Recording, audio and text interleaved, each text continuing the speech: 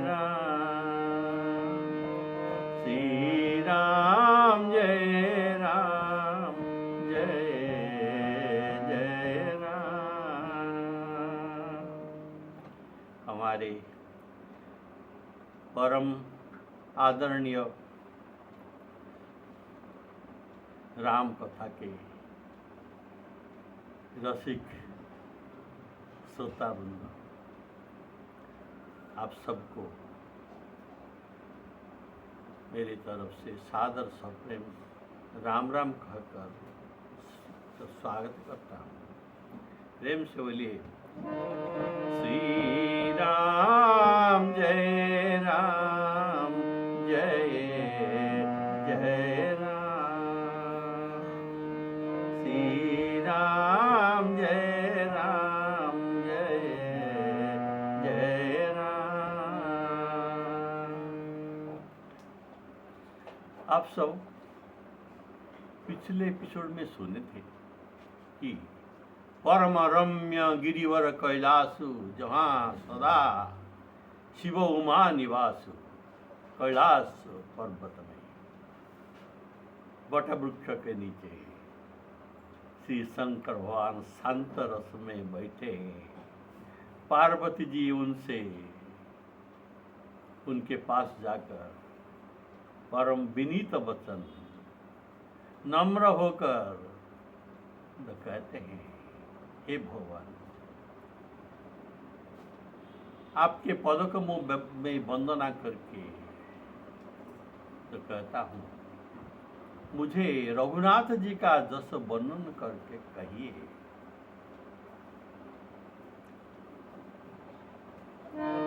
बंदऊ पद धरी धरणी सिर,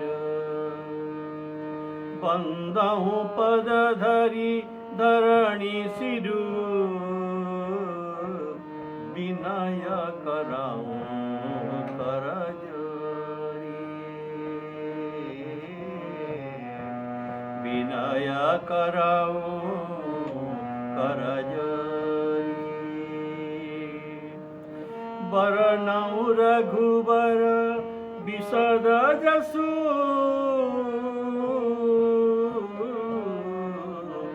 श्रुति सिद्धांत निचोरी, बरनऊ रघुवर विमल जस। तो यहाँ पार्वती जी तो कहते हैं कि आप मुझे अज्ञ समझकर, अज्ञ अर्थात मैं, मेरे पास कुछ भी ज्ञान नहीं है, मैं इस परमार्थ तत्व में बहुत कुछ नहीं जानता, ऐसा मुझे अज्ञ आप जानकर आप ऋषा मत करिए, मेरे ऊपर क्रोध न करिए। अर्थात शिवजी जो क्रोधित हुए हैं, इसके बात है कि यह बात है कि शिवजी क्रोधित हुए हैं, इसीलिए ऐसा पार्वती जी कहते हैं। वास्तव में शिवजी क्रोधित न थे, और सती शरीर में जो इतना अपराध किया था पार्वती जी ने, इस सती शरीर में इतने अपराध पर भी ये क्रोधित नहीं थे। और शिवजी को यहाँ भुजंग राजभूषण गोस्वामी जी कहते हैं। शिवजी कौन है, इनका उपाधि देते हैं भुजंग राजभूषण। भुजंग राज अर्थात शेषदेव जी।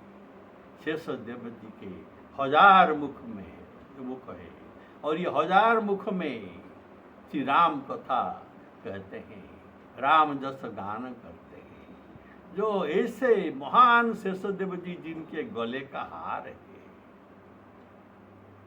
ऐसा ही ये शिवजी,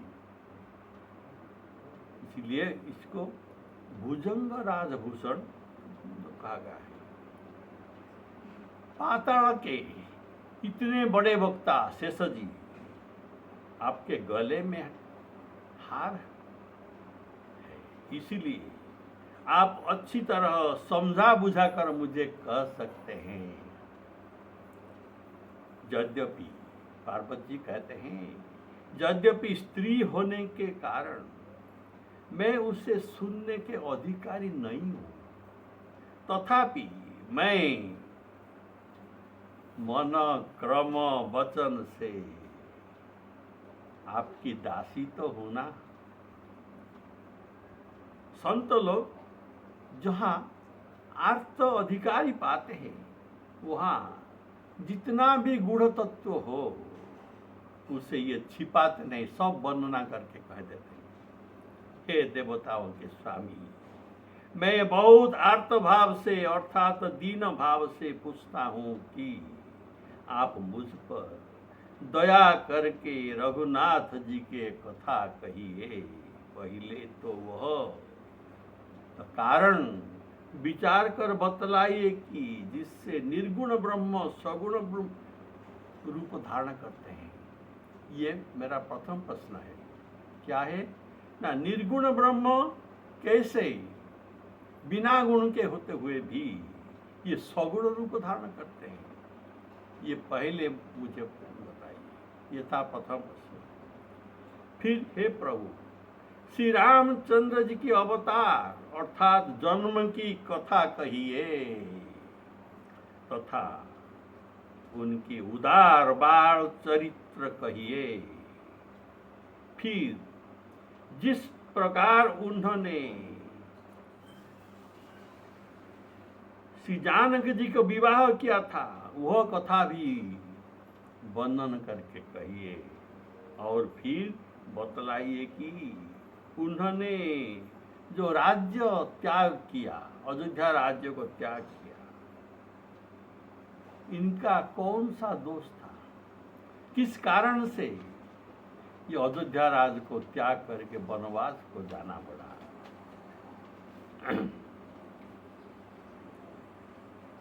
यद्यपि जो सीता नहीं अधिकारी, दासी मन क्रम वचन तुम्हारी,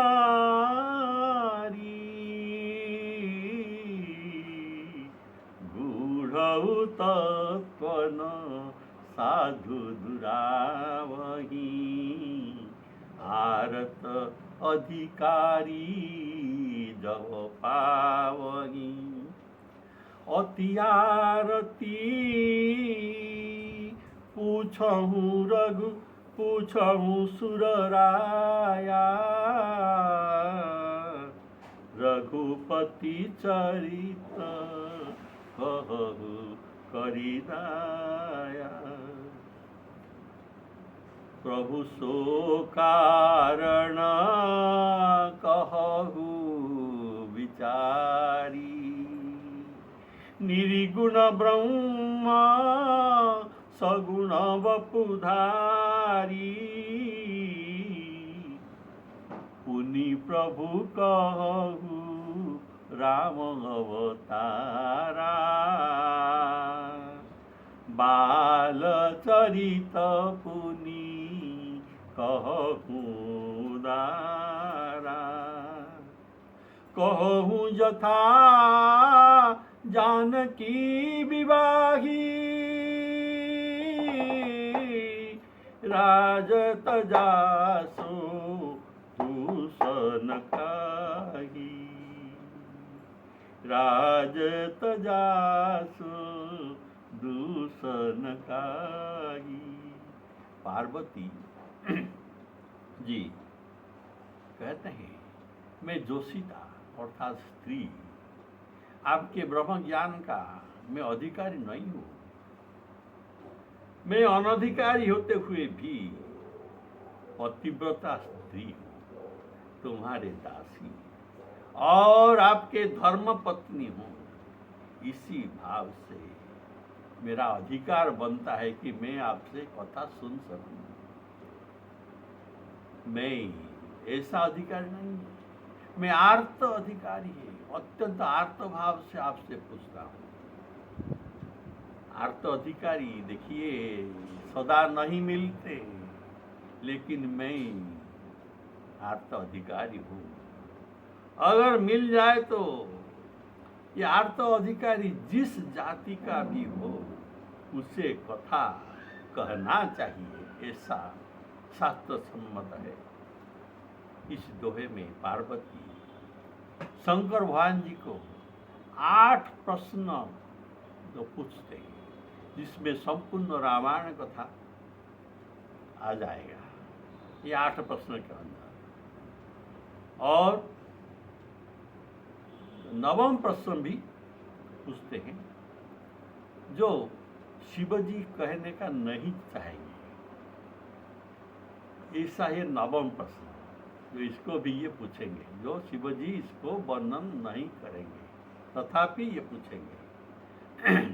तो ये भी आपको सुनाऊंगा। पार्वती कहते हैं मुझे उदार बाल तत्व कहिए। ये उदार कहने का भाव श्री राम जी के बाल चरित्र को सुनने वाले के समस्त मनोवांछित फल मिल जाते हैं। बाल चरित्र सुनने का फायदा, ये सब कुछ मनोवांछित फल प्रदान करते हैं। देश काल पात्र को विचार न करके ये फल देने के कारण चरित्र को उदार कहा गया है। जो उदार व्यक्ति होता है, देश काल पात्र कुछ भी विचार न करके देता है। तो ऐसे देश का जिस जाति का हो, जिस वर्ण का हो, जो भी हो, जो बाल कथा का श्रवण करता है उसका मनोकामना पूर्ण होता है। बोले श्यावर रामचंद्र की जय। इसीलिए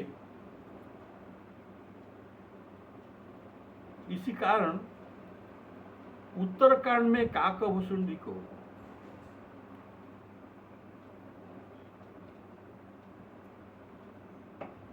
श्री राम जी का बाल चरित्र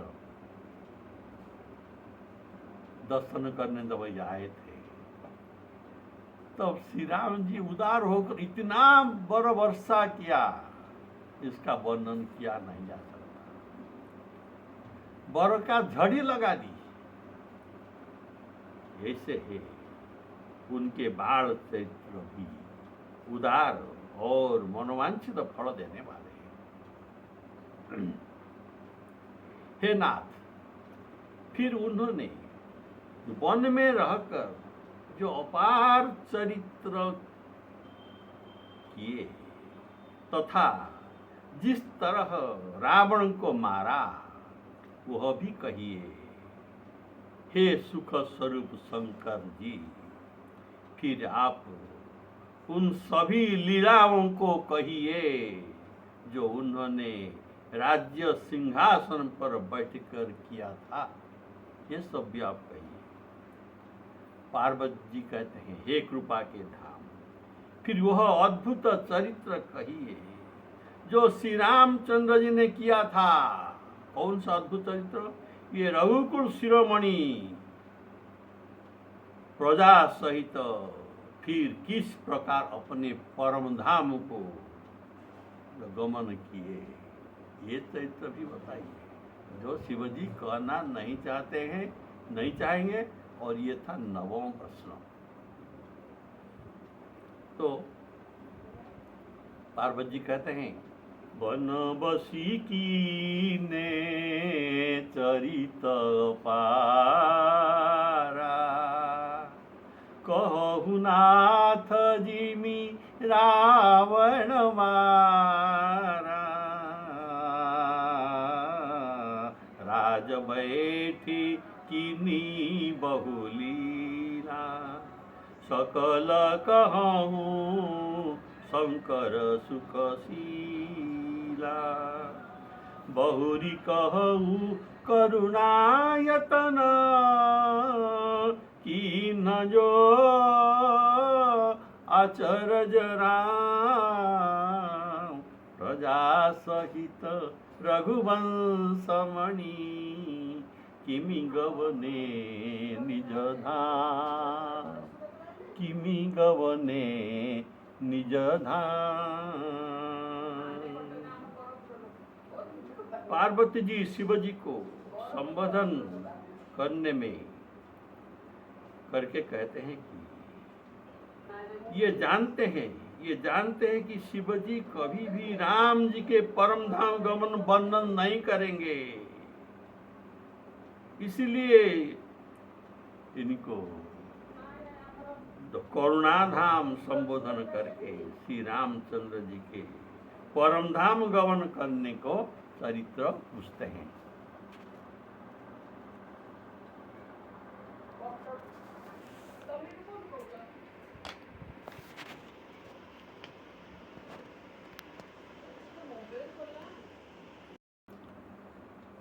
पार्वती जी तो कहते हैं कि हे प्रभु, फिर आप उस तत्व को समझा कर कहिए।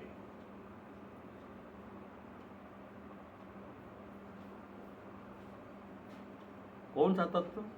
ना जिसकी अनुभूति में ज्ञान, जिसके अनुभूति में ज्ञानी मुनिगण सदा मग्न रहते हैं, और फिर भक्ति, ज्ञान, विज्ञान और वैराग्य का विचार सहित वर्णन कीजिए।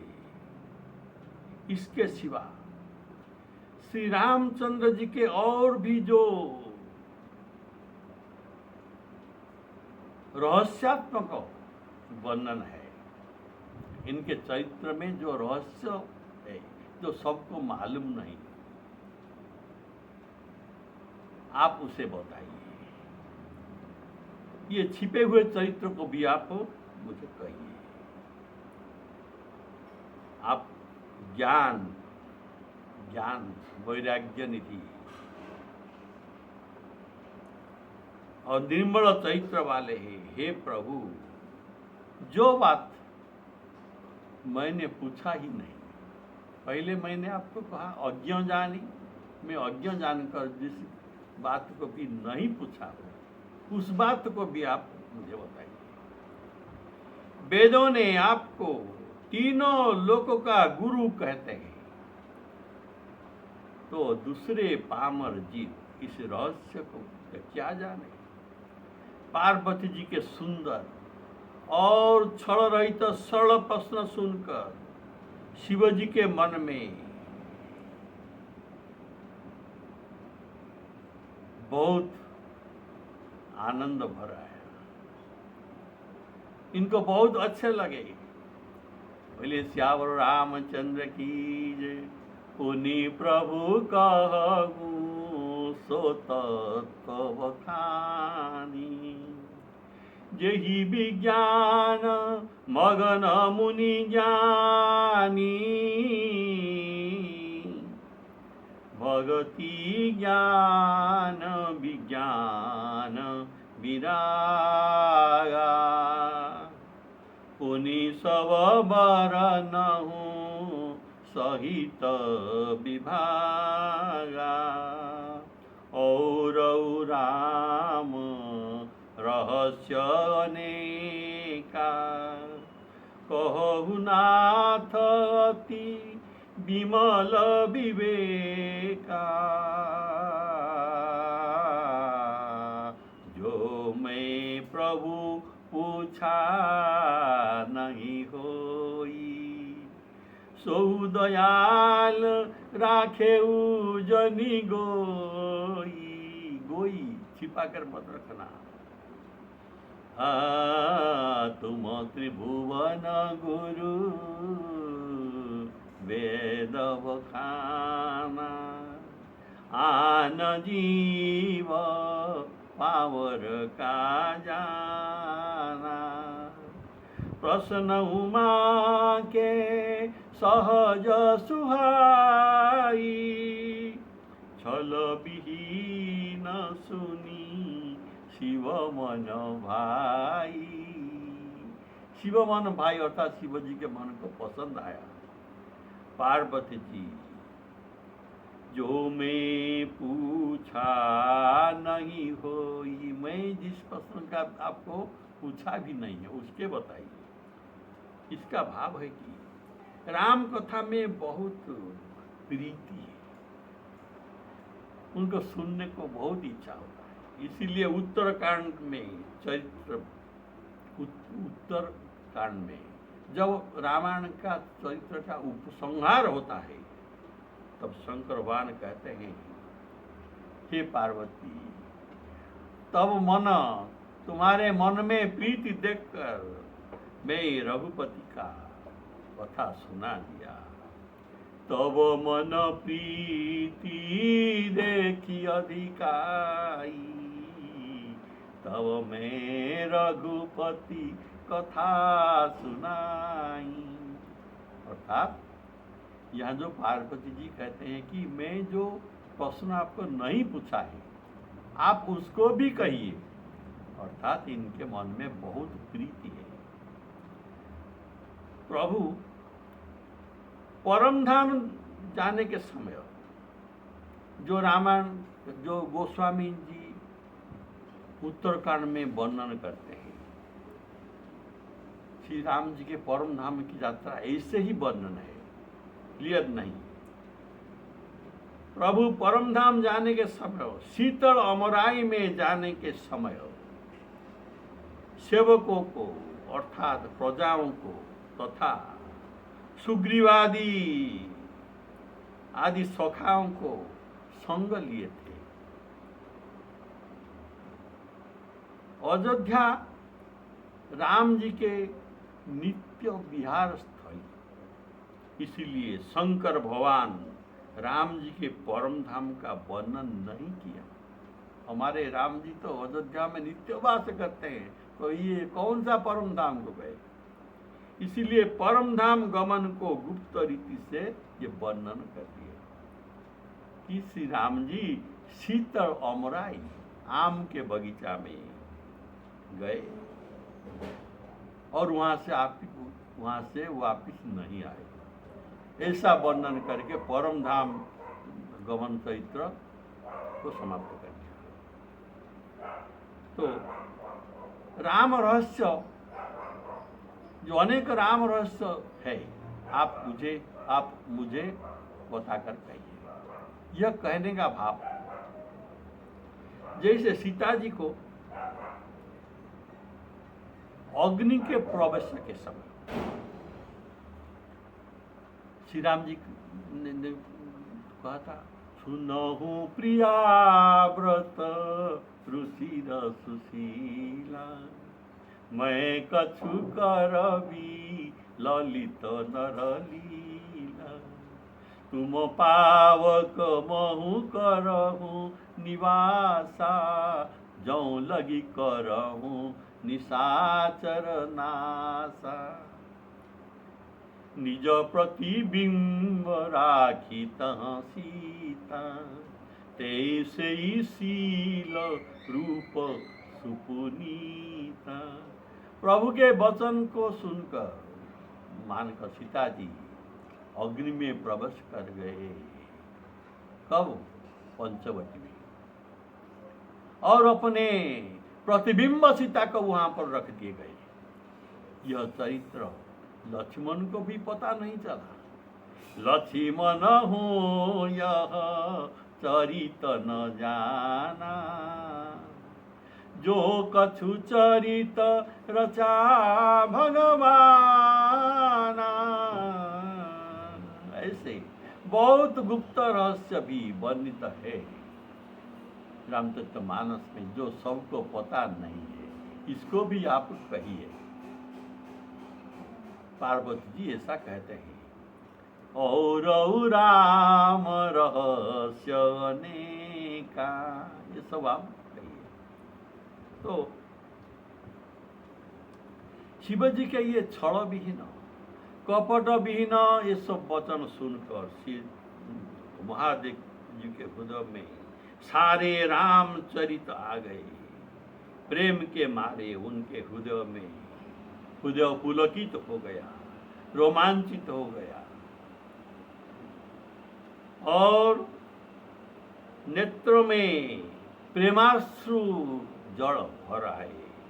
श्री रघुनाथ जी के रूप उनके हृदय में आ गया, जिससे स्वयं परमानंद रूप शिव जी के अपार सुख पाए। शिव जी 2 घड़ी तक ध्यान रस में मग्न हो गए, आनंद में मग्न हो गए। फिर उन्होंने मन को अंदर से बाहर किया, अर्थात अंतर्मुख हुए थे, अभी बहिर्मुख हो गए।